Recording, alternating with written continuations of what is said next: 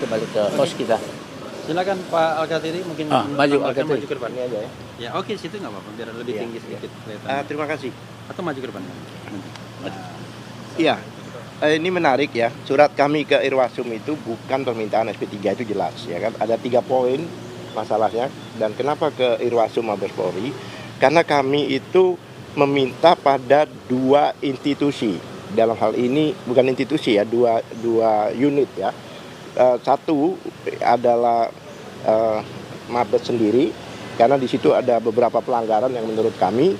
Kemudian juga di Polda, ya kan. Oleh sebab itu, yang pengaduan awal yang dilakukan oleh TPUA itu kan belum selesai.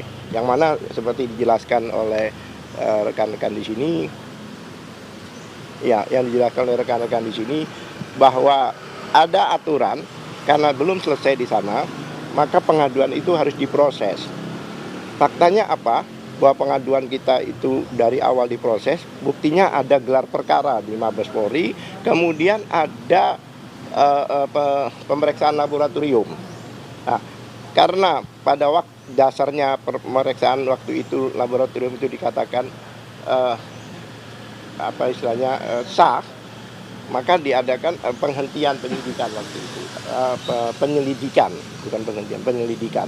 Kami keberatan karena sesuai ketentuan yang berlaku yang mana, bahkan ada pelanggaran Perkap.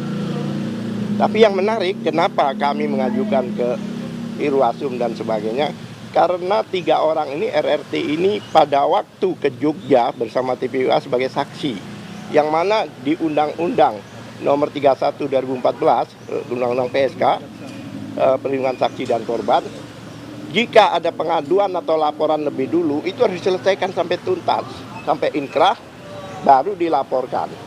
Nah, jadi kalau Polda, dalam ini penyidik tetap melanjutkan ini, jelas penyidik ada melanggar undang-undang.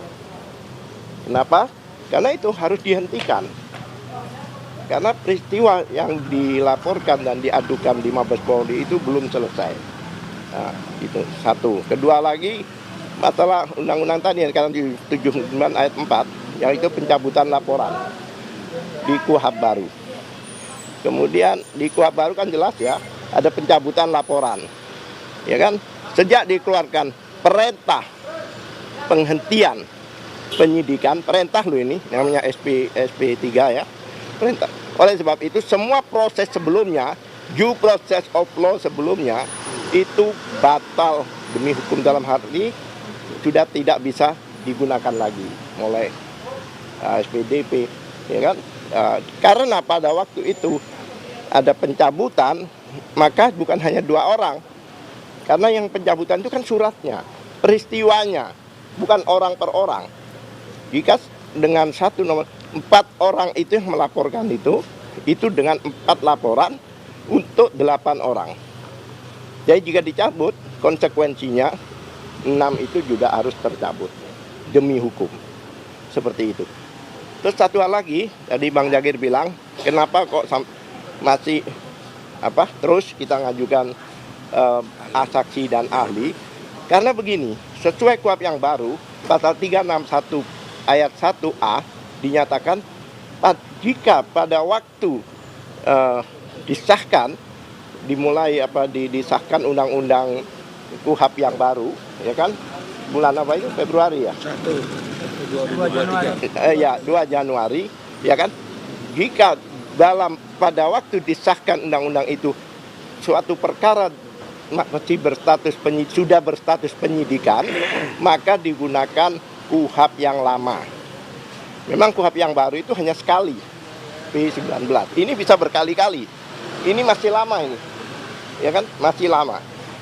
Kemudian banyak hal ya, coba bayangkan 709 surat bukti, ratusan saksi, kemudian ahli puluhan, dikatakan belum lengkap.